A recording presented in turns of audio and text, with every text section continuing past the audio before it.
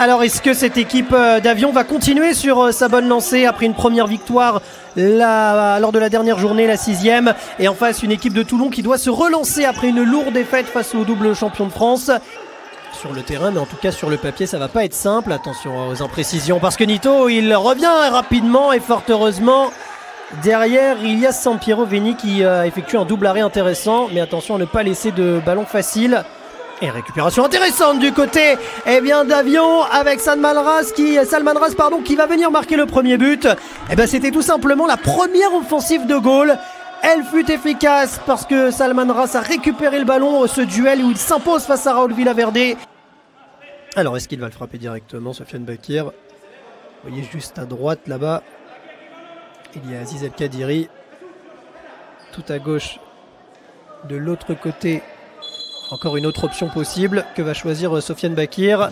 De frapper directement. Oui, de frapper directement. Le bon choix de Sofiane Bakir pour venir inscrire le deuxième but. Et la touche désormais, alors qu'on va rentrer tranquillement dans les 5 dernières minutes de cette première période. Nito, voilà. Oui, Nito est de retour. Ça se traduit par un but.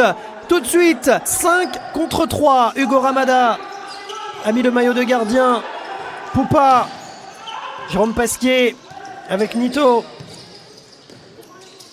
Toulon qui met tous les ingrédients pour réussir à revenir à égalité. Et en l'occurrence, les ingrédients sont bons, sont de qualité et vont permettre d'égaliser grâce désormais à Gustavo. Allez, attention, le coup franc pour les Toulonnais. Oui, Toulon est en confiance. Toulon est en confiance, Gustavo est en confiance. Doublé pour Gustavo.